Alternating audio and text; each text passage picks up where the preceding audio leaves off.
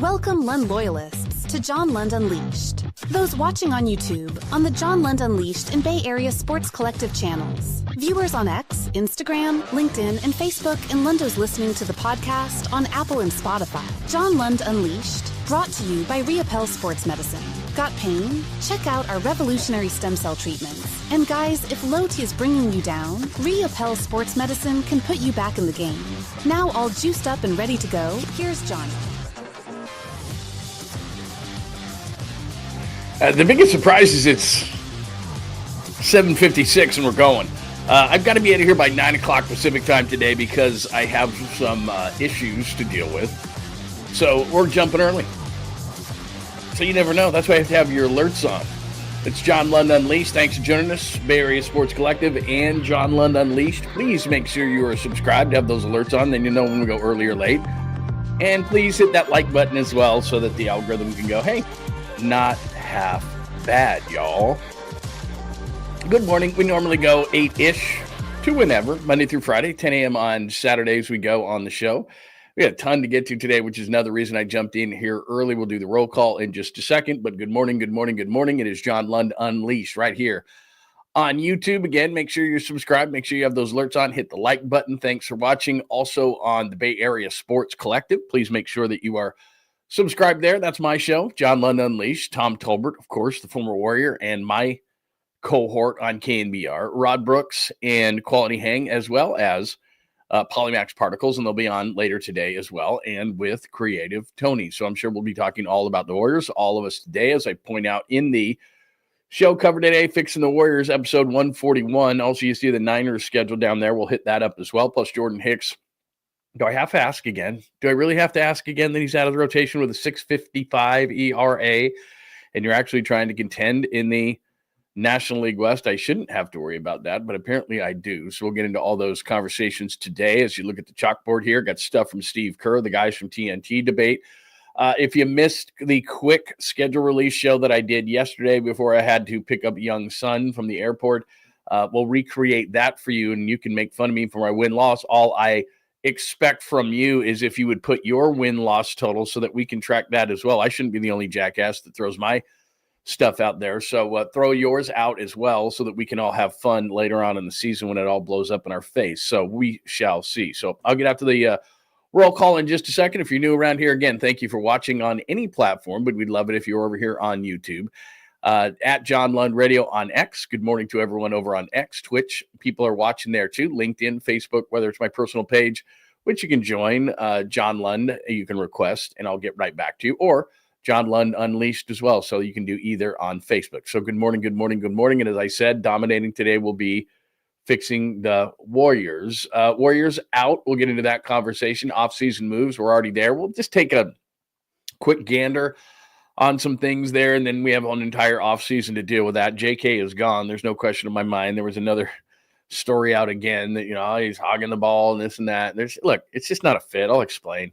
49ers schedule, like I said, I did a quick schedule release show just after 5 o'clock Pacific time yesterday, but we'll get more into that. Plus, not only will we hit the 49ers, but the Sunday night and the Monday night schedule, I don't know, Thursdays or whatever, but the Sunday and Mondays are the big ones, so we'll go through those schedules as well. What Vegas says, and it's a bit of a surprise, when it comes to the 49ers, I certainly thought it would be under this number, and so it's definitely a quandary, and that's what Vegas does. They try to make you think. Hicks to the pen, I've been saying that since before the season even started. Do I want to see him throwing 97, 98, or do I want to see him throwing 102 out of the pen? I think it's stupid that he's been starting this long, and I don't know why, and I know Bob likes to stay with his veterans, which is Lamont Wade Jr., and Hicks is a veteran, and I said this from the get-go. I didn't like the 4-44. I thought he was a bullpen arm. He was 5 and fly a lot last year. Then he got tired in the second half of the year. I get it, taking the chance on the big arm, but he's a reliever, and he is better as a reliever. He's better as a short inning guy where he can just let it go. But we'll get into that. Caboose Pistol, Sweet Clean One, and random things happen throughout the show. If you're new around here, it's not easy to throw me off track, but I try to get back on track as quickly as we possibly can. Baba Booey is here this morning. Fiend, good morning. Pods was really good last night. You are 100% right. Let's see. What I want to do is, because good morning, Skills, is that Larry and I, he lets people in via video, and I think that's even cooler than just calling in. I think it's really cool to pop somebody up on the screen. So I'm going to talk to Larry. I know how I can do it, but I don't want it to become a circus, so I got to figure out how I'm going to do that exactly. That's a good idea, though. Good morning, Skills. It is great to see you. Let's see. Did we have any thoughts on this team? Let me see right here. I'll just pop my many thoughts on this team, but this is I'll do my own show later. Where's your show, man? I want to watch your show. I want to switch places with you. That's amazing. That's great, man. Believe me, you can pop in on my show and say whatever you want. You know how that works around here, especially you. You're the man. And I still owe you. Is there a dream in here anywhere? No. Okay. Just want to make sure. Wonder if George would have a Dan's bar. Oh, dude, nice call on Dan's in Walnut Creek. God, how many times have I been in there? Like last call, like stumbling around. Now, his plane was late last night. It was like 2.5 hours late. And then, of course, in true Bay Area fashion, to welcome him home, literally right out of the airport. I'm not complaining, but literally I'm used to it. We all are. But right out of the airport at about 10:30 last night, they decided, you know what would be really fun for these people getting off an airplane is if we cut this lane from 4 to 1 and then not do any construction work. So they cut it from 4 lanes to 1. And I know probably at midnight or whatever they were going to start work, but they hadn't. And so they had to make sure that they had it down to 1. So what is normally at that time of the night, probably a 30 to 35-minute commute to home turned into about a 70-minute commute after his plane had already been delayed 2.5 hours. Yeah, that was a whole lot of fun. But anyway, what's going? No credit for being early today. That's right. Enrique, good to see you. There's our favorite East Coast Red and Gold. Make sure you are subscribed. Great podcast. Great YouTube channel. And we're going to be going over the Niners schedule here in the not too distant future. So good morning to everyone. Joy is here this morning as well. AJ Cruz, it is great to see you. All right, let's get things going today. There is a ton of things going. There's a lot of discussion and debate. Remember, you do not have to agree with me. That's part of the greatness. If you are watching the show later on, welcome to all of those who I have not acknowledged and said good morning to. But it is great to have everybody in the building, in the show, on the show today. And again, make sure you subscribe, like, and keep those alerts on, because even though I'm going to be short today because of prior engagements, I will definitely be back. And if there's new stuff, we've got to get to those kind of things. So let's start out with the Warriors. I will post the box score, but I'll be completely honest with you. Once the season is over, I don't really care what happened last night. I know why it happened. You know why it happened, but we'll bring it up real quick.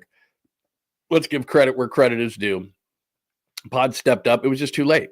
I wish we'd have done this when the series was a series, but he goes 11-19 for 628 points. I tell you this all the time, and it's not that I don't want to give Pods credit, but I think of things differently. When I see someone do or have a game like this, he did this in Houston, had one game where he scored 26, this game where he scored 28. It's not that Podziemski's not a talented player. He is, and it's not that I'm not going to give him credit for having a great game last night, because he did, especially in an elimination game, which is difficult to do. And when you're outmanned as they were. But what it drives you crazy, especially if I was a coach, I tell you this all the time, I want consistency. I don't want a night where you go 3 for 14 pods and then a night where you go 11 for 19, 4 6, and you score 28, especially kind of when the pressure's off and you're down 3-1. Consistency. So that was the thing. That's the last thing that people are going to see from Podziemski. Oh, you can't trade him. Did you see what he did in that last game against the Timberwolves? Yeah, and I also saw what he did for the majority of the series and the majority of the playoffs. I would not be opposed to trading Brandon Podziemski. I know what he does. I know he draws fouls. I know he's a scrappy defender. I know that, all these different things.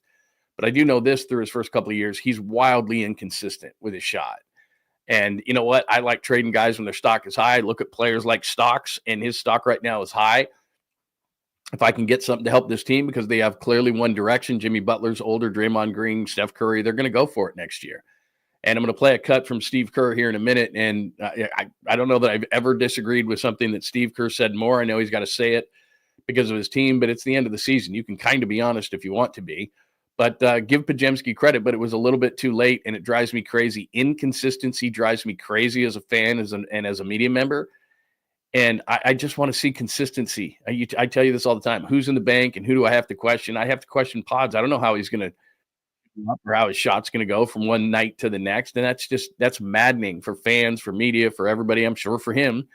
But the shot was going down, so I got to give him credit. But where others will point and say that's what he can be, I'll say I saw it once. Why can't I see it more? And we just haven't seen it enough in the 2 years. I like him. He's scrappy. He's tough. He's a high-end role player. And he could be a good player on a team that could win a high amount of games and go deep into the playoffs. as long as he's got 3 or 4 guys ahead of him. He's not a 1, a 2, a 3, and I don't mean that positionally. I mean Batman, Robin, and I don't know, Alfred. I mean, there's a 1 which is Steph, there's a 2 that is Jimmy, there's a 3 that's Draymond. He's never going to be one of those players. He's going to be a nice role player. He's going to have a nice role player career, but that's not untouchable in my book. And so if somebody wanted pods and I could get a nice player, a veteran player that can help me win now in return, I would do it in a heartbeat, because inconsistency drives me crazy. But he had a great game last night. Jonathan Kuminga, I believe that's going to be his final game in a Warriors uniform. Played 32 minutes, 11 of 23, 26 points, high volume for Kuminga. A lot of times, and I like Jonathan, and I think that the way the Warriors have abused him is malpractice. But he's had a hand in a lot of this too, and you'll see the stories and hear the stories and read the stories when he's gone. They're not going to say anything negative about him now. I've told you about it. He's very difficult to coach. He can be egotistical at times. He can value himself, all those different things. Having said that, there's no way he should have been chained to the bench like he was in the series against Houston and before Steph Curry got hurt. It's just ridiculous, and they should have found a way. So anyway, we'll get into the offseason itself. Jimmy Butler only getting 11 shots in 42 minutes. It was just difficult on Jimmy. Once Steph Curry left, then the focus defensively for Minnesota was on Jimmy Butler. And that's just not who he is at this point. Plus, Jaden McDaniels and the type of length and athleticism that Minnesota threw on Jimmy, that's just not Jimmy's game. A couple of things jumped out, and then we'll get into more of the offseason talk. First of all, you see the points in the paint down there right here? That's a problem, and that's why I'm going to disagree with something Steve Kerr said right there. 72 points in the paint on 36 of 46 shooting. You think that's a problem? You think you're going to trade Jonathan Kuminga to get some of that size? Because they are. And I talk about it every single day, so I sound like a broken record. But 72 points in the paint on 36 of 46 is unbelievable and unacceptable, to be completely honest. Second chance points, wild. 27-2 for the Warriors. 27-2 for the Warriors on second chance points after they had gotten beaten, especially in the Houston series and this series, in a number of games that way. But there you go. Second chance points, 27-2. But again, right there, 72 paint points on 36 of 46. They just attacked the Warriors because they don't have any size. I mean, that's just what it's going to be, and that's what they're going to do in the offseason. They're going to fix that. So that's what happened last night. Pods, Kuminga's probably played his last game. They lose last night. And, you know, the other thing is I'm watching the game last night, and I'd love to get your thoughts on this. This whole myth of championship DNA. The Timberwolves are just better. They're more athletic. They have more size. You know, whether Steph plays in this, I'm going to play something from TNT and the guys who debated this last night. This is a bad matchup for the Warriors. They didn't have anybody to answer Anthony Edwards, and that wouldn't have changed with Steph Curry. They didn't have anybody to answer Julius Randle, and that wouldn't have changed without Steph Curry. I mean, the offense would have been different. He opens up the offense more than any other individual player in the league because you have to pay so much attention to him, and the court tilts in his way, and it opens up things for everybody else. So there's no doubt that offensively things would have changed, but defensively they couldn't stop the Timberwolves the entire series. You know, Anthony Edwards pretty much did what he wanted. Julius Randle, I think, was the MVP of the series, despite the fact that Edwards was so good. He just dominated, absolutely dominated. And the way that they usually take advantage of Rudy Gobert, they did not. Now, again, some of that has to do with Steph, but Minnesota is clearly more talented, and their arrow is going up. And even though they had a 6 in front of them as far as where they were ranked from a seeding standpoint, they've played great basketball really since the beginning of the year, one of the best teams in the league, and they were just better than the Warriors, and they would have been better than the Warriors even with Steph Curry. I don't even hesitate at all to say that, just because it was just a bad matchup in its size. And like I said, in the offseason, and we can move from Warriors out to offseason moves, Jonathan Kuminga is going to be gone. He just doesn't fit. And I don't say this that he wouldn't fit my team and I couldn't find a way, because I think the Warriors should have and could have.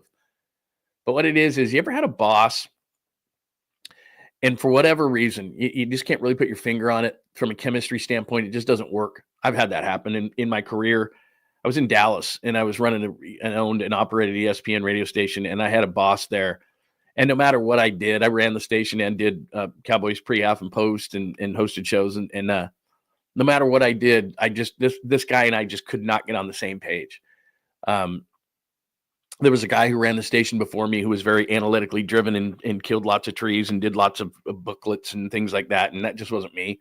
I was on the front lines, and I like to coach, and I like to, work with shows. And he was just different. Him and I just were different. Well, he liked the other guy's style, and that was never going to be me. So we just never got on the same page. And I worked there a short period of time, not because it wasn't successful. It was successful. It was just, I didn't like going to work every day. And the whole reason I was in this business was to enjoy myself, right? To work my ass off, but also to enjoy myself. And I just didn't like it. I didn't like him. He didn't like me. And that's kind of what's going on with Jonathan Kuminga. They'll say things when he's gone. They won't say things while he's here.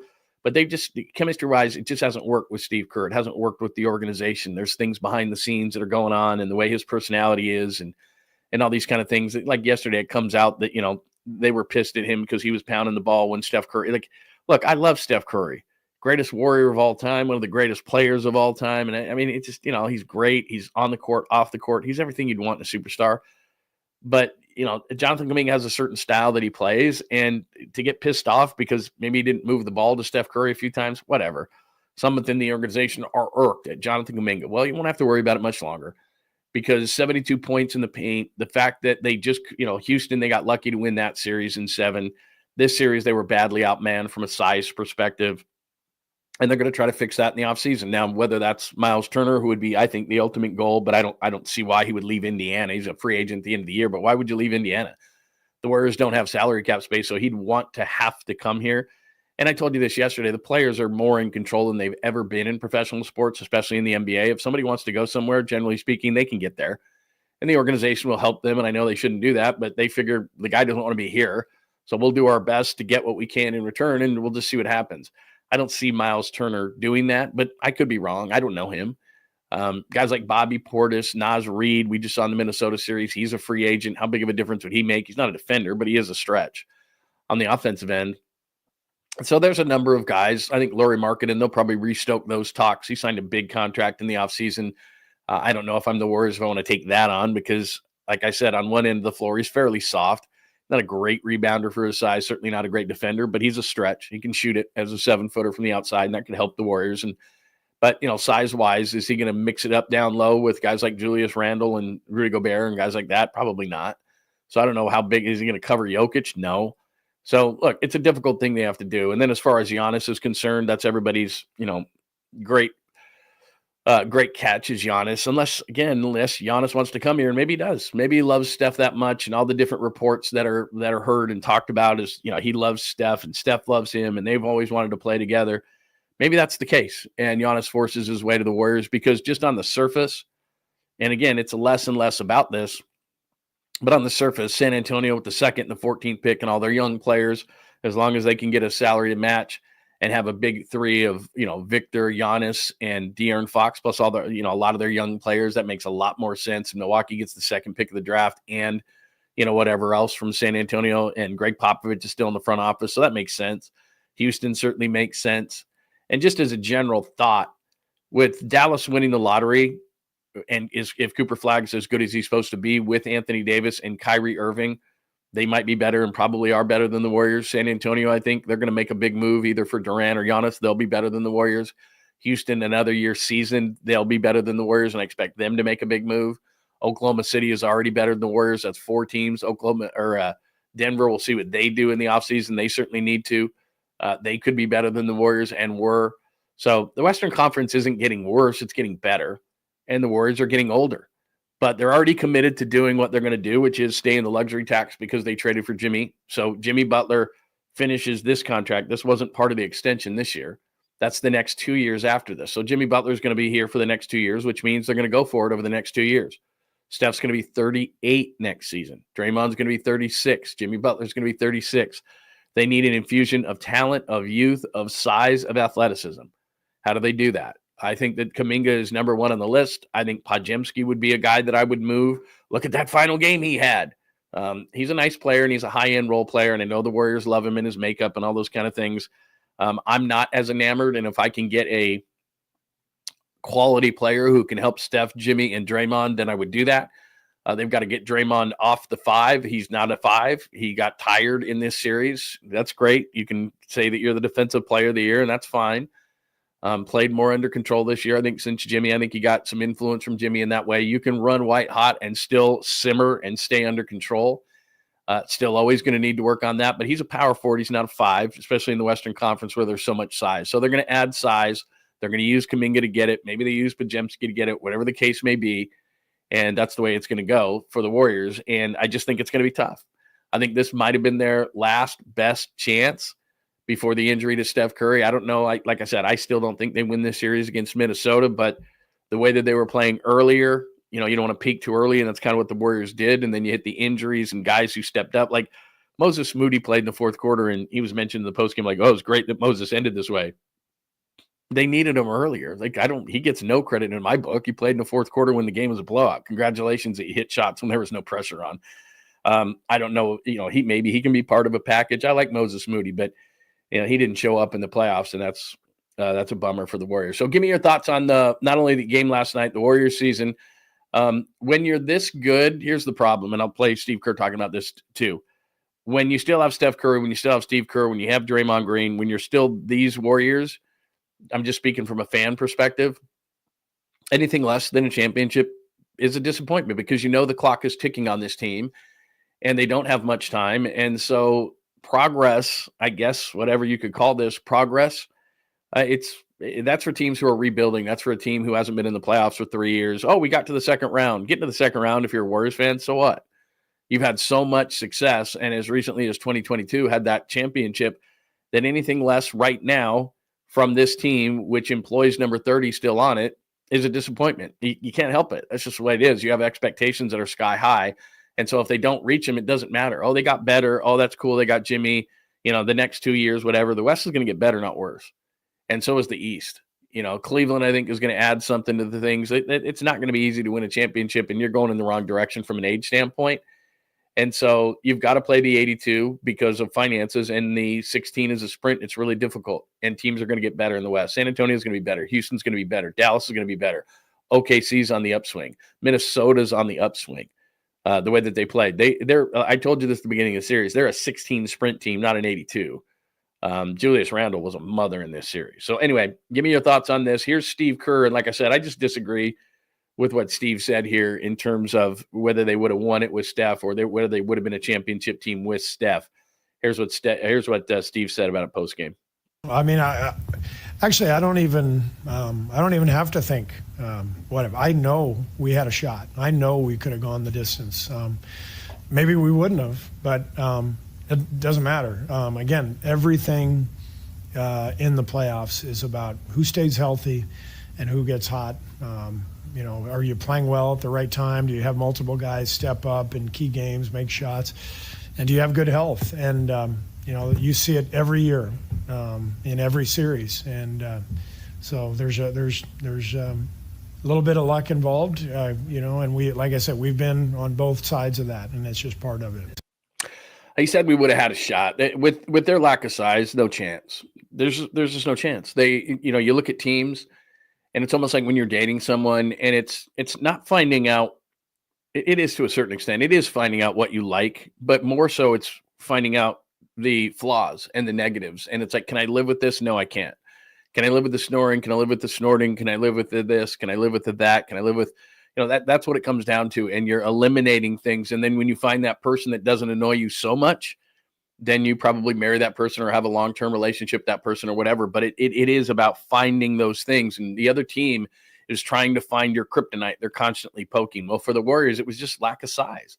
And Draymond Green ran out of gas, and it was older guys who ran out of gas. Jimmy ran out of gas. Draymond ran out of gas. Steph got hurt. This wasn't a championship team. Steve knows that. Again, he's saying nice things about his team because nowadays everything goes through the media, and all these guys are in their locker rooms staring at their phones. What is Steve going to say about us? Oh, Steve said we had a shot. And then next year it'll be like, okay, we're going to have a shot. But they're not up with, it's kind of like the Niners right now. We'll see. And we're going to get into the Niners schedule in just a second here after we finish up with the Warriors who lose last night and their season is over. But you say nice things to try to keep momentum going to the next season. But reality is they're not in the upper echelon of teams. He said, if you're in the final 8, you're a good team. You lost in the second round.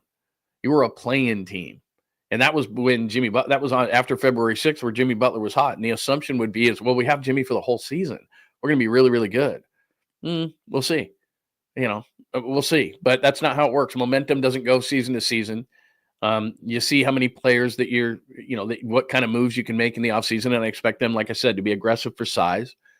And Steph Curry's going to be 38 and Draymond Green's a year older, 36, and so is Jimmy Butler. And so it's not conducive to going like this. It's conducive to going like this. I mean, that's what age does to everybody. So are they going to be as good? I don't think so, because there's an age thing. Now, who's going to get better, right? You look at the okay, who's going to get better on this team? Curry, Butler, Green, they're going to either stay the same or get a little bit worse. I mean, that's just, like I said, what happens with age. Who are your young players going to get better? Podziemski could, but I think he's a trade guy. Kuminga could, but he's played his last game as a Warrior. Moses Moody could, I guess, but you can see in the playoffs where his athleticism and lack of length is a major problem, especially against teams that are athletic like Houston and Minnesota, and Oklahoma City is as well, and all these other teams that are really good near the top. That's what they are. They're long and athletic. And Moses Moody is not that. So he's a young player who's probably not going to get all that much better in terms of the way he fits with the Warriors. So I don't mean to paint a bleak picture. They don't have a first-round pick. I think their first pick is like 41, something like that, in that range. It's in the 40s. I know that, their first pick. So what's that going to be like? Is Quentin Post going to be a guy that you can build around? Probably not. So, the young players, the guy with the biggest upside on your team, you're going to trade for size. Like I said, Jonathan Kuminga, whatever you think about it, he's going to get traded for size. So here's Steve Kerr talking about the season kind of in retrospect and the addition of Jimmy Butler. Considering where we were at the trade deadline, Jimmy changed our season, flipped everything for us, gave us a chance. We became one of the best teams in the league. And obviously, you get to the final 8 in the NBA, you're one of the best teams. And we had a shot, but, things didn't go our way. But like I said, Minnesota deserves the credit. They were the better team. With that said, how do you feel about the future? And I'm talking more just next season, with Jimmy now here and what you guys can maybe, build on. Yeah, I mean, I'm excited. We got, obviously, Jimmy and Dre and Steph all coming back. Our young players performed really well this year. There's a lot to look forward to. Again, I would question whether the young players performed very well. Moses Moody, when he got in the starting lineup, was solid. Podziemski was very hot and cold. He was great in April. He was bad in the playoffs outside of one game against Houston and one game against Minnesota. Jonathan Kuminga is getting traded. You're the ones who put him on the bench and couldn't find a way for a guy who can easily score 20 to 30 points a night. I mean, I expect Jonathan Kuminga to be on some team next year, probably not a very good one. If it's up to fans, he's going to be on Milwaukee, and he would be their number one scoring option, and he's going to score 25 a game. And that's just, he can score an easy 25. That game against Minnesota where he scored 30, you looked up and you're like, how did he get 30? I mean, that's just Kuminga. He's got that kind of talent. And I get it. He needs the ball in his hands and pound the rock in there, and it's not really conducive to what the Warriors are trying to do. And he does have some limitations, but he's a great athlete, and he'll probably be a guy that I think, I don't think he's going to the Hall of Fame, but I think he's going to be probably a multi-time all-star, and he'll have flaws in his game. There's no doubt about it, but he's fun to watch, and he's athletic, and he's long, and he's got to fill out a little bit more, and he's got to realize that there's a lot of aspects to the game that he doesn't effort as much as he does scoring. They reward scoring in this league, and so I get what he's doing and why he's doing it, but he's got to become a more well-rounded player, and I think with maturity and time and more time in the weight room and working out and seeing what his work ethic will be, he could be a really nice player, but it's not going to be here. Because where I disagree with Steve Kerr about the future and about the season and whether they had a chance to do special things, they just don't have enough size. They didn't. And Quentin Post was young and can shoot the basketball. And even though Looney's not old by any standards, he's just not what he once was. And Draymond Green has his limitations because of size and can't play the 5 and got burned out and tired at the end of the season. So lack of size is glaring for this team. And beyond Steph Curry's injury, even if Steph was here, that wouldn't have changed things from a size perspective. So they went about as far as they could go. I guess it's all about semantics in terms of if you're an Elite 8 team. If you're an Elite 8 team in the NCAA tournament and you got to the 8 out of the 64, yeah, that makes you one of the better teams. If you get to the second round in the playoffs and lose 4-1, I don't think that makes you one of the better teams in the league, but whatever. It's not that big of a deal to have that conversation. Here was the one that I was debating. My friends and I were texting back and forth last night during the game, and the guys in TNT talked about it last night, which is, would things have been different with Steph? Here are the guys on TNT discussing. Could have, if Steph doesn't get hurt, could have won this series? I do not. I think they could have.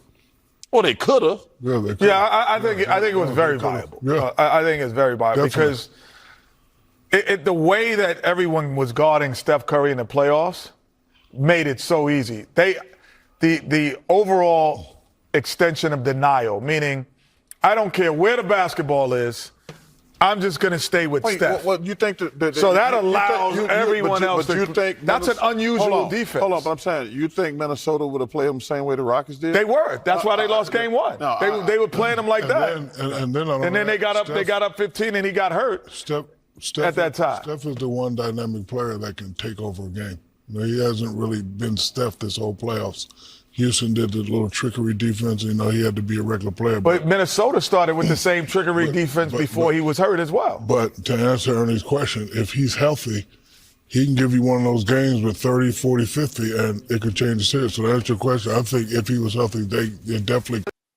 It's a great debate. The one thing in the 12 minutes and 54 seconds that Steph played in this series, the one thing I would say to defend the point of they could have is Minnesota did not have a defender like the Rockets did. Amen Thompson played great, and they didn't have the type of players in Minnesota from that perspective. They did from a size perspective, athleticism, but Jaden McDaniels was all over Jimmy Butler. And one of the reasons why, and I say this all the time, sometimes you got to look at the other team rather than blame your team, whether it be a game or a series. Minnesota just had better players and better matchups all across the floor. We talk about matchups all the time in the playoffs. It was a bad matchup to take on Minnesota. But who would have taken on Steph? I mean, Anthony Edwards would have been part of it. Mike Conley would have been over there sometimes. And, Dante DiVincenzo. They didn't have an Amen Thompson with his length and athleticism. And at times, maybe Jaden McDaniels would have picked him up or whatever the case may be. But Steph was playing well in that first 12 minutes and 54 seconds. I don't know what would have happened. I'm sure Minnesota would have made some adjustments on him. But as we always find out, then it makes things for everybody easier for everybody else. And there were offensive droughts in this series that they wouldn't have had without Steph Curry. Now, having said that, my personal belief, it might have lengthened the series. It might have been 6 games, might have been 7 games. But there were just too many matchup advantages for Minnesota all across the floor. So defensively, which they did not play well in this series, defensively, when Minnesota was getting pretty much whatever they wanted all over the floor, Steph wouldn't change that. He's a better defender than people give him credit for, and he's gotten stronger, he's gotten bigger. He's gotten better. Teams can target him like they used to do. They don't have as much success. But on the offensive end, it would have changed a lot. No question about it. I said this the other day when I was on ESPN radio. There's no one offensively that changes the game more than Steph does. Tilts the floor, draws attention, makes things easier for his teammates. There's nobody. I don't care who you want to mention. You can mention LeBron or Luka or Anthony Edwards or any great offensive player. Shai Gilgeous-Alexander, they don't change the floor. They don't change the game. They don't space the floor. They don't tilt the floor. They don't draw the attention that Steph Curry does. No one does. I don't care who it is, inside, outside, mid-range, whoever it is. They don't change it like Steph. So it changed the offense a great deal. And what it did was make Jimmy Butler into a Batman, which at this point of the season in his age, they couldn't. He couldn't. Buddy Hield for that second half of that game scored 22 of his 24 in the first game, and that's the only one they won. He couldn't maintain that. But Jemski had a great game when the pressure was off. Moses Moody had a fourth quarter when the pressure was off. And Jonathan Kuminga, they turned to him because they know that Jonathan Kuminga can dominate the basketball and he can score quite easily. But he doesn't fit within the flow when Steph is there for some reason, and we know why. But anyway, I don't think it would have changed the series. It would have lengthened the series. Would have been 4-1? No. Would it have been 4-2? Maybe. Would have been 4-3? Possibly. But I don't think it changes because, as I said, and where I disagree with Steve Kerr in this whole thing, is they just had a glaring weakness, a kryptonite of a lack of size. And that was going to rear its ugly head. It almost did against Houston. It certainly did against Minnesota. And Steph wouldn't have changed the fact that Julius Randle was dominating and Anthony Edwards was dominating, and they got wherever they wanted, whenever they wanted. They scored 72 points in the paint last night, 36 of 46. Steph wouldn't have changed that. 36 of 46 and 72 points in the paint. They just went down there anytime they wanted. Nothing they could do about it. Steph wouldn't have changed that. So lengthen the series. I don't think they would have won the series. And I think that the Warriors took this thing as far as they possibly could. And as I say, for next season, as excited as people want to be, unfortunately, they're another year older and the Western Conference is another year better. And I think Dallas winning the lottery is bad news for Golden State. I think San Antonio getting the second pick is bad news because now they have so much ammunition to go out and either get a Durant or a Giannis. And as far as going out and getting the size, unfortunately, the Warriors do not have the what's the correct word that I'm looking for here? Just the reputation that they once had, because when Steph and Draymond and Clay and when they were in their prime, everybody wanted to come and play for the Warriors, but now they see that it's one last stand. And like I said, if I'm Miles Turner and he's still only like 27, 28 years old, he would be the ultimate target. They're not getting Giannis. They're not getting Durant. Those high-end guys are going to go somewhere else because they just don't have the ammunition to get those guys. But Miles Turner would have to say to the Pacers, who are in their second consecutive Eastern Conference final, that, you know what, I just don't want to be here anymore. Even though you can pay me the most money, you have my, the bird rights and all, you can pay me the most money. And I'll tell you what, I don't want to be here anymore, but I do want to go to Golden State, where they're an aging team in the tougher conference. Huh? It just doesn't seem to make sense to me. Unless, like I said, you really want to play for Steph. Maybe Giannis does. Maybe Miles Turner does. I don't know those guys. But on the surface, it just doesn't make logical sense. So if I had to guess right now, and this is just, it's a educated guess, but who knows? They'll probably end up with somebody like Bobby Portis or somebody like that. I mean, again, why would Naz Reid, if Minnesota's going to give him a contract and they give him the most years and the most money, why would Naz Reid leave Minnesota? Maybe he'll leave for a lesser team, a worse team. Maybe there'll be a Charlotte or somebody, or I don't even know how his cap space at this point. I haven't delved into that. But maybe there's somebody who's going to just give a silly contract to Naz Reid. They could. Maybe someone will give a silly contract to Miles Turner. They could. But it's not going to be the Warriors because they just don't have that kind of money. So that player is going to have to say, I want to play for Steph, with Steph Curry for a couple of years, and then I want to be the face of the Warriors franchise moving forward. Somebody has to want to do that. Like the Lakers with getting the deal done with Doncic. Like somehow they just said, I want to be, on the Warriors. And when those guys leave, that's fine. I'll be the face of the franchise after that. And it's got to be somebody with size because that's what they lack. So anyway, there you go. That is the Warriors side of things. They lose last night. They are out. It's Cancun time. It's golf club time. What do you think? Before I get to the schedule with the 49ers, and again, I'm going to jump out of here in about 30 minutes. Got some things we got to do, sales and so forth calls. Oh, man, I forgot about Anthony Melton. Where'd they trade? They traded him, right? Was he part of that deal? I can't even remember. Let's see. I'm getting no accolades for coming in early today. What's going on with that? Nothing. I'm just kidding. I'm late all the time. So, no, I don't disagree with that. I mean, if Ant-Man, you lose your best player, obviously it's going to be a problem. But I just believe that from a size standpoint, they had a kryptonite. They had a massive kryptonite. And not only, throw Curry out of it for just a second, the size was a problem. Draymond Green was gassed. They weren't going to get any help. 72 points in the paint at 36 out of 46. 72 points. They just went wherever they wanted, whenever they wanted. That's a good point on Wiseman, man. I mean, they tried. Yeah, Wiseman. I mean, that pick is going to haunt them forever because not only were they one pick away from Ant-Man, as much as you may not like LaMelo Ball, he could have taken Steph off the ball. He's 6'7". I mean, I think he would have been a different player. He wouldn't be jacking the ball up like he is in Charlotte because they got nothing. I think he would have been a little bit more of a disciplined player, and he could have helped this franchise at the very least, but just nothing out of Wiseman. Thank you, Papa J. Please like and subscribe on John Lund Unleashed on the YouTube channel, please, and on the Bay Area Sports Collective. Thank you for that. Let's see. Taylor, good morning to you. There's more people. Did I say good morning to Jake? I don't know if I did. Kyle, hello. Good to see you. All right, there's the thoughts on the Warriors. We'll talk about the Warriors a lot in the offseason. We got a long way to go.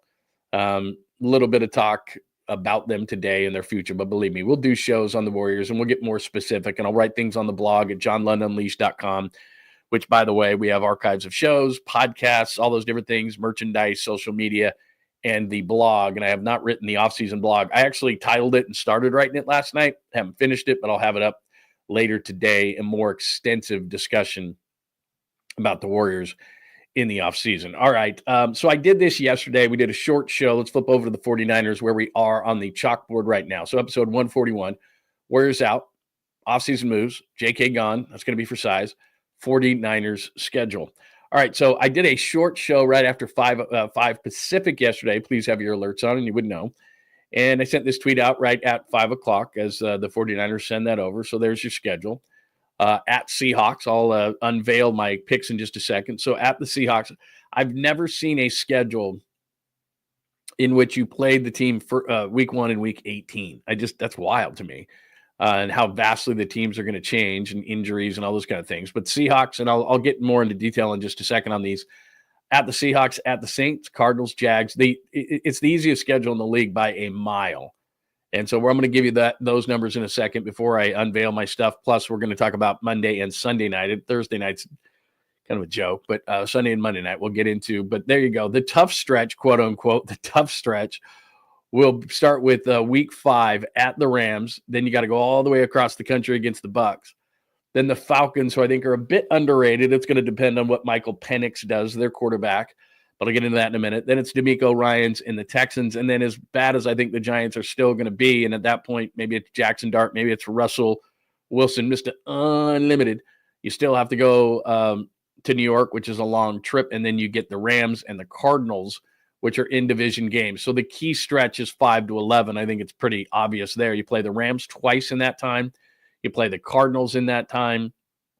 You take 2 long road trips, Bucs and Giants, and plus you go into deep in the heart of Texas, and you play a Sunday nighter against what I think could be in the Falcons, a team that could win that division. You know, the Bucs are there, obviously, in New Orleans, but I think New Orleans and Carolina are at the bottom, so it's going to come down to the Falcons and the Buccaneers. So clearly the tough stretch, if there is one, is 5 through 11.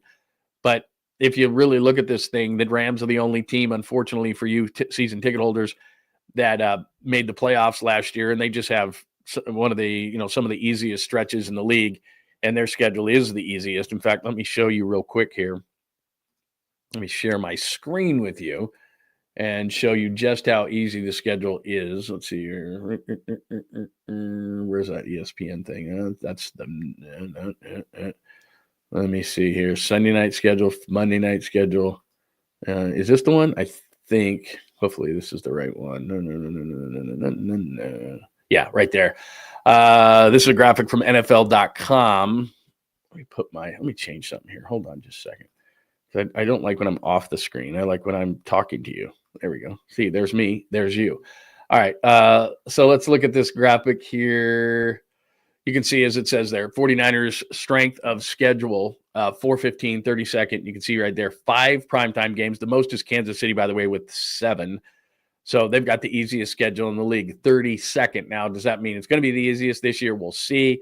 I think Nick Wagner from ESPN, who does a great job covering the 49ers, put out a graphic of teams that had the easiest schedule, and it doesn't always work out that way. But for as much negative things that we've talked about with the 49ers, that schedule sure seems to be kind of a great equalizer. So the easiest schedule in all of the NFL is the 49ers. Let me just pop that up one more time. And let me just pop there you go. I like that better. So there you go. Easiest schedule, not a lot of challenges. Obviously, you got to go on the road certain times, but when you go look at the season kicker, which again, say all you want about Kyle Shanahan, he's great in December. So December is Titans home, Colts home, Bears home. I mean, Seahawks home. Your last 4 games are home, and it gets the team that had the number 1 pick in the Titans, the Colts, who have an uncertain quarterback situation, the Bears, who until further notice, I know what they did with their offensive line, but until further notice, they're still the Bears, and then the Seahawks, who you're going to find out in a minute. I think they're better than what people are saying. So just saying. And then but one more thing before I unveil everything. Let me throw this at you, too, as I share my screen with you. And I was shocked by this, really surprised by this. Vegas over-unders on team totals. Let's see, right there. Yeah, I got it. There's your totals. This is what Vegas is saying. Go to the 49ers right there. I'm shocked by that. Look at that, 10.5. Vegas has the Niners at 10.5, and that's largely obvious, and not largely, it is all because their schedule is so easy. I was shocked. I saw a couple of weeks ago their number was at like 8.5, and I had a bet over on the 8.5, but 10.5, and you'll find out in a minute where I am on all this stuff. But that's a high number for the kind of offseason that they've had. So you look at some of this stuff. Bills 11.5. These are the higher teams. There's only, like I said, the highest number is 11.5. They got the Niners at 10.5. That tells you what they think of the schedule. But Eagles, Bills, Chiefs, Ravens, those 4 teams are at 11.5. And then look at that next group. Lions are a good football team, 10.5. Niners, 10.5. So 2 teams at 10.5. Again, the Lions have a first place schedule. So that's what's, they're a better team, but they have a tougher schedule, especially being in that division. Packers are in that division. Vikings had a great year last year. That's going to come down to J.J. McCarthy. The Rams. So basically what Vegas is telling you at this particular point is the Niners win the division. Rams, they have at 9.5. Commandos at 9.5. I have a feeling that they might crash and burn. I'd go under that number. Broncos, they feel pretty good about. Packers at 9.5. Again, that's a tough division. Buccaneers, you got to make that long trek to Tampa this year. They've got them at 9.5. Another team that you're playing right there. Bears at 8.5. I'd probably go under that number. Interesting. Cardinals, I think they have them a little bit highly overrated at 8.5. Minnesota without Darnold, going with the rookie, they got it 8.5. Seattle, I think they're going to play over that number, 8.5. Cowboys, interesting at 7.5. Patriots, I think, way overrated at that number. I'm not thinking that they're going to win that. 7.5, 6.5. They go to the Raiders. If you're a Raiders fan, if JJ Raiders in the house today, there you go. And then the bottom of the barrel, they go to play. Look, they've got them at 5.5. You're going to hate me when it comes to the Browns game. So, but see, this is where Vegas has, look at Browns on the Niners schedule, Giants on the Niners schedule, Titans on the Niners schedule, Panthers on the Niners schedule, Saints on the Niners schedule, Colts on the Niners schedule, Jags, Falcons. So 1, 2, 3, 4, 5, 6, 7, 8, 9, 10. The 10 teams with the lowest win totals of the year. How many do the Niners play? 1, 2, 3, 4, 5, 6, 7, 8. They play 8 of the bottom 10 teams in the league, according to Vegas. So if you don't think their schedule is easy, that just kind of tells you that. But 10.5, and again, before I unveil everything, and if you were with me on the show yesterday, you already know where I have it. But so that I'm not the only one being made fun of, before I unveil this morning, you tell me. Where do you have the Niners? Where do you have the Niners in terms of wins? You just saw that Vegas has them at 10.5. It might be a little bit high, but we just saw the schedule, and I just explained to you why they have them where they have them, because Vegas is saying 10.5, and they're not saying it because they had this amazing offseason. They're saying it because the schedule is that easy, and I just showed you 8 of the bottom 10 teams from a win total perspective, the Niners play. And even if they have to go to Tampa, they have to go to the Giants. Those are long trips. But guys in the NFL, it's not like, like we saw the Pac-12 teams in college football last year go into the Big Ten, and they're like, we have to go to Penn State or Michigan or some of these teams. They struggle with it. All right, so let's do this. Wins and losses, L's and W's. You can see green W's and L's for the red. And I know you're going to go like, what are the what? 3 preseason games against the AFC West in the Broncos, Raiders, and Chargers. Even though it's a preseason game, I've been to Allegiant Stadium 4 times, once for the Super Bowl, once for a regular season game, Raiders, Niners, and once for a preseason game. And then I saw a game there, just a Raiders game in there, a random one. So I've been there 4 times. You should go. It's fun. It's still hot as hell that time of year, but if you stay like, I know it's not the greatest, but like Mandalay Bay or something, you can actually walk to the stadium. I would highly recommend. It's fun. All right, road games are in gold, red. There you can see are the home games. So that third one against Arizona is a home game. So at Seattle, I put loss. Vegas has them at 7.5. I think Seattle is going to be really good. Not so much because of Darnold, but they've fortified their offensive line, and I think that Mike McDonald's getting it defensively. This kid they took out of South Carolina, the safety, I think is going to be really good in their defense. I could be wrong, but I've got at Seattle as a loss. New Orleans, they've got a very uncertain quarterback situation. They took a rookie, and then behind that, they have Jake Haener, Danville's own, and Spencer Rattler. That's a complete mess, and the fact that you're playing them in week 2 is an advantage. That's a win. Cardinals at home, they're always a pain in the ass, but I still think Jonathan Gannon's still building that team, so 2-1. Jacksonville, please. I don't care if Liam Cohen's there. I'm just not a Trevor Lawrence guy. I thought he'd be a lot better by now, so now you're off to a 3-1 start, and you're going, woo, things are good. Then you got to go to the Rams. That's going to be a difficult game. The Rams have a really good defense, nice young team. McVay will always have the offense humming to a certain extent. Devontae Adams joins Matthew Stafford early in the season so that they don't have some injuries. 3-2. I think going to Tampa, that's going to be a tough task, and that's an underrated football team. Baker Mayfield's solid, good defense, so they're 3-3 at that point. They come home for a national game against the Falcons. Falcons drafted 2 guys in the first round. They gave up next year's first-round pick. I really like Jalen Walker, the guy that they got out of Georgia in the first round, and then they take James Pierce, the edge, out of Tennessee. I think they'll be better. A lot of it depends on Michael Penix. I don't know how good he's going to be. Loved him in college, but not sure yet. And it's early enough in the season, so maybe they haven't gelled quite yet offensively. So 4-3 at that point. Go see D'Amico Ryans in Texas. I think that is too much. So I got that as an L. I think they beat New York. New York at that point, probably starting Jackson Dart, the rookie at Ole Miss. Russell Wilson is probably on the bench at that point. Split with the Rams as you get the Rams at home. They're always tough, but they had opportunities to win that game last year. You remember the Debo drop. Cardinals, again, going to the desert is never fun.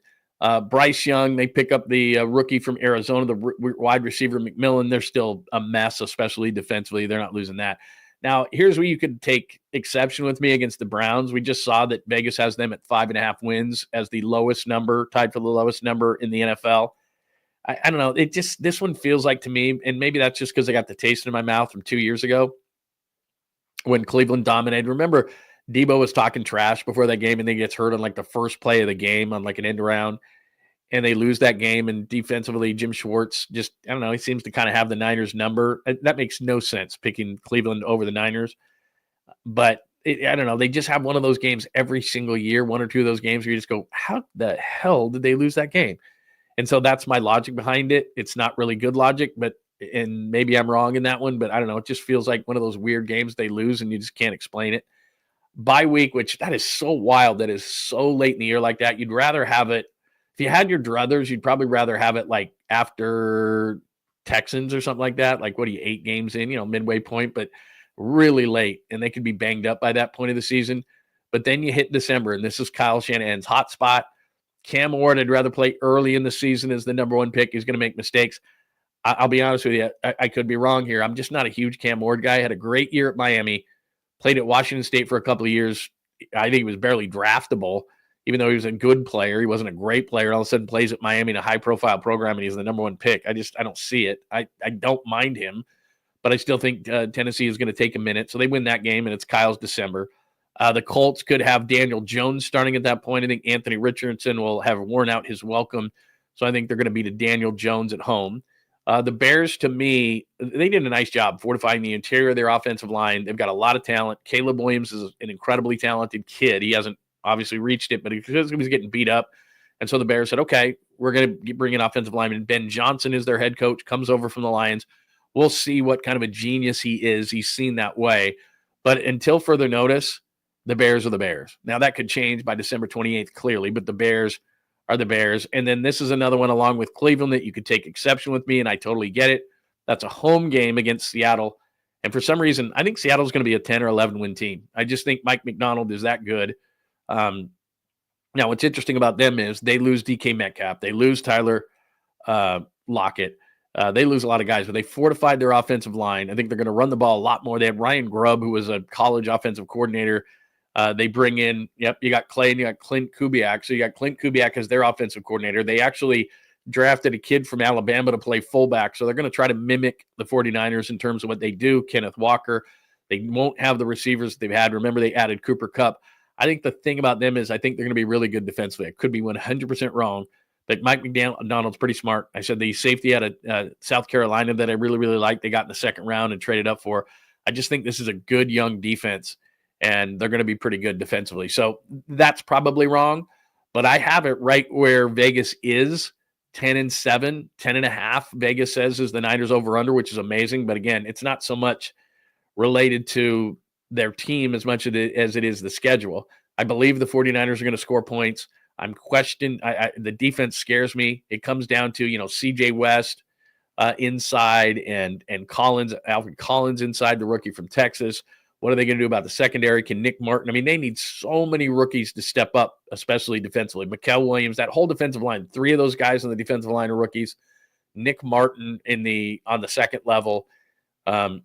And then the secondary, especially losing Mustafa, that's just not good. I'm not a Jared Brown guy, as you know. I think the corners will be fine.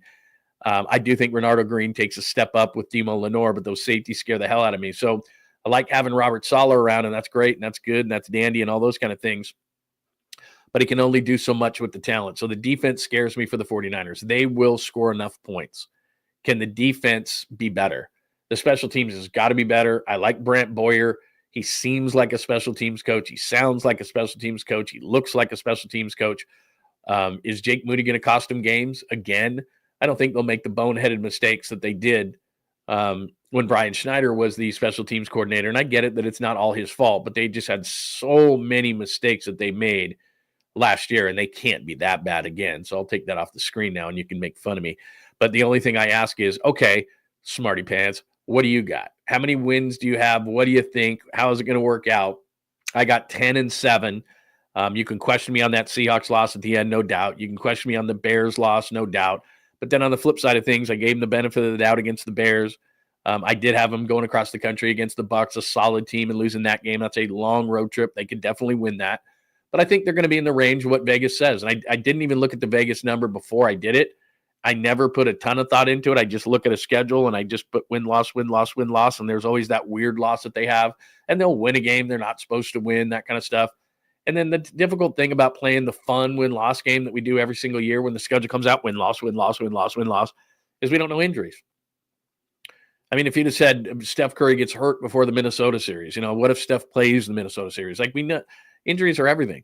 Last year they had horrendous luck. And by the way, one thing I should say as a caveat, I should have said it before I showed you the win-loss game, is that I'm assuming average health. Average health. And last year, the football gods just threw a bunch of lightning bolts at the 49ers from weirdness at the beginning, from Brandon Ayuk to Trent Williams, hold out, hold in, hold out, however you want to do it. And just, Christian McCaffrey gets hurt, all these different things, which made it so that Brock Purdy tried to do too much. And now people are down on Brock Purdy and blah, blah, blah, blah, blah. So with all the different things that happened in the injuries and so forth, if they have another season like that, a lightning bolt injury season like that, yeah, they're not going to win 10 games. But I'm saying average health. I'm saying McCaffrey comes back. Ayuk's back at the middle of the season.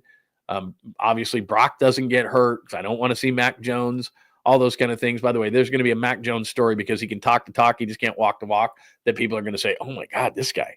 At some point in the middle of the season, if Brock isn't as good as he's supposed to be, and the contract's getting done, don't worry about it. But, I'm speaking general health. And the thing that's scary about it is, and I'm talking especially defensively and really on the offensive and defensive lines, if they have any injuries, and you always do, it just depends on who and when. Like if Nick goes down, look at that defensive line for any period of time. If Fred Warner goes down, that defense for any length of time. If one of the corners goes down, if Themo Lenore goes down for any length of time, that's a scary-ass young secondary. I don't know what the hell they're going to do. Mustafa's going to be back at what, midway point of the season, maybe? I mean, they are painfully thin, especially on the defensive side. They are painfully thin along the offensive line. Like Trent Williams is getting older.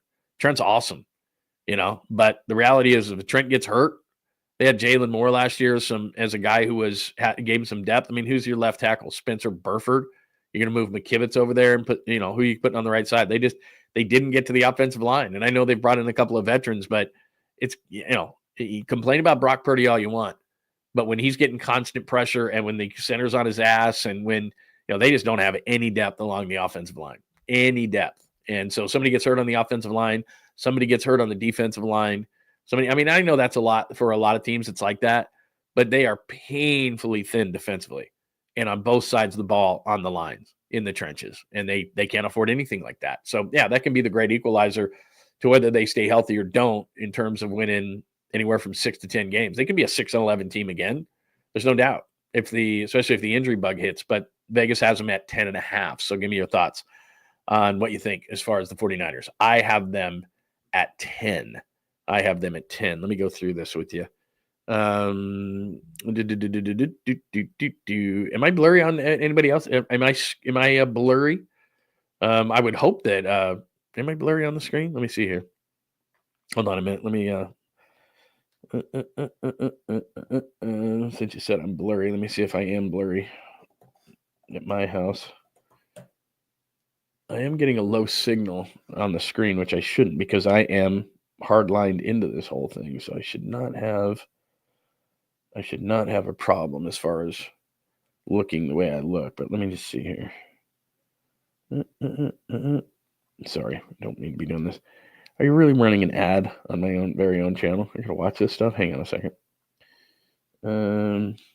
It's making me watch an ad. Are you kidding me? Seriously? Watch my own show? Can I please skip? Yes, I can. Boy, that's annoying. Who knew that was happening? All right, let me see here. Play. Yeah, it is a little bit blurry, I guess. Sorry about that. I don't know why it's doing that. I'm getting a good signal here, but I am getting a low signal on my screen, so that is a bit weird. Let's see. Yeah, it's going now. Okay, we should be fine now. All right, let me just do this one more time. All right, we should be good to go. All right, a couple other things before we get out of here, because like I said, I got to jump at the top of the hour. We have places to go, people to see today, so we had to do it short. But we'll do a long show tomorrow. Plus, we will make sure that we do the bottom of the pint. Maybe the hat is making me blurry. We'll do the bottom of the pint tomorrow. So Vegas says we got to that point. Hicks to the pen. Do I really need to say this again? I'll pop this up just for the heck of it. On tomorrow's show, we'll go through Sunday and Monday Night Football. I won't have time to do it today, but I'll definitely do it tomorrow. We'll go through Sunday and Monday Night Football tomorrow. Let's elongate this process just like the NFL does. Let me throw the box score up here. Where is it? Oh, right there. I really don't need to do this, but I will nonetheless. So there's Jordan Hicks, 1-5 with a 655. Those are the traditional stats that you always see, but 5 earned runs. He did pitch into the third inning, but did not get an out. My friend Hayden Birdsong, who I want to throw into the rotation, was not great yesterday. I'll give you that. Not a huge Bivens guy. And Ryan Walker has mental issues going on right now, which I can understand. Then they lose 8-7, and they lose another series. So I'm not panicking, and they're off to a nice start. No big deal. They're fine. The A's come in. That's going to be a good series and fun series. I'm going to go down to that over the weekend. But what else do we have to see from Jordan Hicks? I don't want to talk about this all the time, constantly, and be a broken record. But I mean, how much longer we got to watch this? You don't have time. You know, you're dealing with these other teams in the wild card race. The Dodgers are going to run away with this thing. We know that. So then you're going to keep Hicks in the rotation because the offense, you know, they scored yesterday, and there's no doubt about it. Is it my hat? Yeah, that's probably making it blurry. I won't wear this hat again. But in terms of Jordan Hicks, I mean, how much longer do we got to see this? You have options. Kyle Harrison's an option. Birdsong's an option. I want to see Birdsong as a starter. Now, he's never been a long reliever like this. So I'm not saying that he shouldn't be effective, and he's been largely effective. His ERA is still, 2.31, something like that.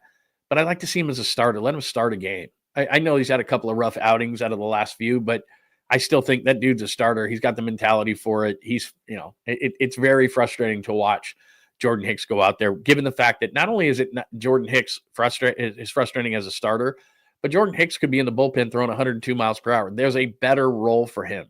And what great teams do in sports is they find a role for someone and they maximize that player in that role.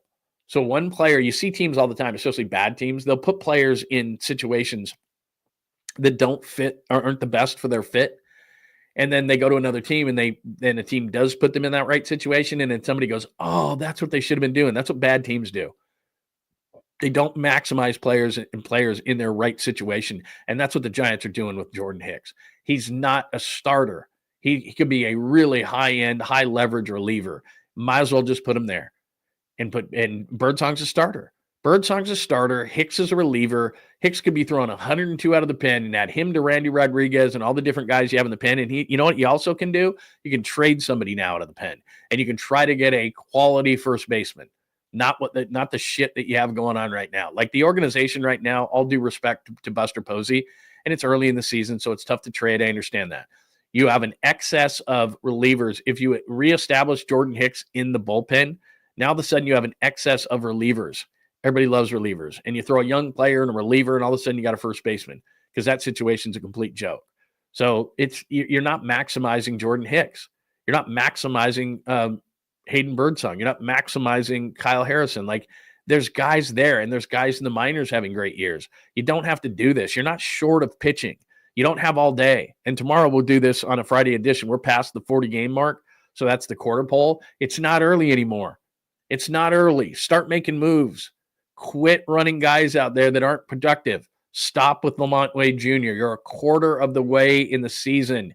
He's batting $150. Stop it. Jordan Hicks is not being maximized in his role. Stop it. Nor is Birdsong. Nor is Harrison. Let's go. You're in a wild card race. You're going up against a bunch of teams. You know, the Dodgers are going to be way too far in the distance, but you're dealing with the Phillies as good as now what the Mets are. They're legit. So now the Phillies and the Braves out of the East are going to be tough. And you're dealing with, I don't know what the Cubs are going to be, but there's going to be teams out of the Central that are going to make a run at this thing. The Cardinals are right there right now, but you're dealing with the Padres, and we just saw from the Diamondbacks. You don't have time to sit around. if you do become a wild card, it's going to be because of 1 or 2 or 3 games. And that means you got to make moves now. I know that the teams don't want to trade right now. I get it. But you're not maximizing your roster. Jordan Hicks is not a starter. How many times do we have to do that? I'm sorry, I don't mean to get angry about it, but it's like I've been saying this since the offseason. He showed you he's a 5-and-fly guy who's going to get tired. It wasn't a good signing in that way. He gave him 4 and 44. I said it from the minute he was signed. The next day, I didn't like the signing. This isn't new. But, look, you can salvage this by putting him into the pen, and he can throw 102 miles per hour and blow people. He can blow the doors off. He can be great. He can be really good in that role, and then you can trade somebody out of the pen because you have an excess of pitching, which nobody has. You got a great bullpen. So trade somebody. You've got a big-time need at first base. That's what trades are about. Stop doing this. He's got a 655, and we're at the quarter pole. I know that's not everything when it comes to analytics, but I can watch the damn game. A thing that I'm fond of saying, as you well know. I'm fond of saying, watch the damn game, and he's not effective. And the thing that's more frustrating is he's more effective as a reliever. We've all seen it. We've seen him come out of the pen gassing 102. But let's keep putting him in the starting rotation. I get it, Bob. You're smart. You know a lot more about baseball than I do. There's analytics and things like that, and you trust veterans and blah, blah, blah. He's better as a reliever. It's obvious. Put someone else in that position, and somebody popped up Wisenhunt right there. Wisenhunt's having a great year. Wisenhunt, Harrison, Birdsong, all those guys are better options. What are you doing? And he's a better reliever. You're not maximizing your roster. And at some point, you're going to put him back in the pen. He's going to be great. Then move him. And then you open up that money. 4 and 44. He's in year 2 of that. You got to move him. Or you got to move somebody else out of the bullpen that, so that you can get, you're just glaring at first base. I know it's early. Just somebody with some sort of potential. You don't even have to make the big trade at first base. The thing that you do when you have issues on your roster is you find out, okay, this guy's having issues this year. Do we have anything internally? No, you don't. Wilmer Flores is a short fix, and then you can use somebody else at DH. David VR is not that guy. Bryce Eldridge isn't ready. Like, you look at your internal options first, and then you go out. Well, even though it's the middle of May and the trade deadline is not for a couple more months, I get it, but it can be done, and you may have to overpay to do it, but you don't have time to wait. Like, we're not early anymore. We're at the quarter pole. We're past it. You played 40-plus games. We'll get more into that and grade the Giants tomorrow, as well as do the rest of the schedule tomorrow. But it's not early anymore, guys. The Dodgers are already out of the picture, so now you're dealing with the Padres and the Phillies and the Cardinals and the Braves. And, there's a number of teams you're going to have to deal with. And it's going to come down to 1 or 2 or 3 games. Mark my words, at the end of the season, it's going to come down to a few games. And so what are you going to do? Run Jordan Hicks out there again and lose another game and put your team behind the 8 ball? He gave up 5 earned runs in 2+ innings. That's no. Like, how much longer do you need? He's gotten plenty of run. All these guys have. It's time to make moves. It's time that we don't have to watch Lamont Wade Jr. have shitty at bat after shitty at bat in the box. It's ridiculous. It's professional baseball. It's not Little League. Nice try, Jimmy. You'll get him next time. Trying to win. You're off to a really good start. Take advantage of it. No more. Okay, rant done. All right, there you go. That'll do it for today. I got some things I got to do from a business perspective on the show today, so I've got to leave you early. But here's the deal. If anything happens throughout the day, remember, you can hit us up at John Lund Radio on Instagram and X as people are watching. Please leave comments under the show today. I'd love to hear you in the comments or see you in the comments. I said the Niners would win 10 games. You probably don't like how I kind of broke it down in the schedule, so give me your thoughts. How many games will they win and why? I'll use your comments on the show. Please hit me up there. Also, as I said, at John Lund Radio on X, watching today on Facebook, LinkedIn, the Bay Area Sports Collective, and Twitch. Thanks for making the time on any of those platforms. If you'd love to come over, we'd love to have you in the chat room. Bunch of great people in chat as always. Please hit us up and subscribe, hit the like button, and have those alerts on at John Lund Radio on YouTube, as well as the Bay Area Sports Collective. Everybody have a great day. I'll talk to you very, very soon. If anything breaks, remember to have those alerts on at John Lund Radio on YouTube, and we'll jump back on and discuss. Either way, I'll be back at 8 a.m. tomorrow. We'll finish up the scheduled game. We'll look at Sunday and Monday Night Football, more on the Niners and what Vegas is saying. Plus, we'll get into more of the Warriors and the Giants at the quarter point of the season. We're 40-plus games into the season, so we'll give out grades, those kind of things, and we will do that on a Friday edition of the program, which is always a lot of fun. And then Larry Krueger and I tomorrow night will do Bottom of the Pint. All that to come. Have a great rest of your Thursday. Thanks for hanging out with John Lund Unleashed. We'll try to be better next time, though I wouldn't hold my breath.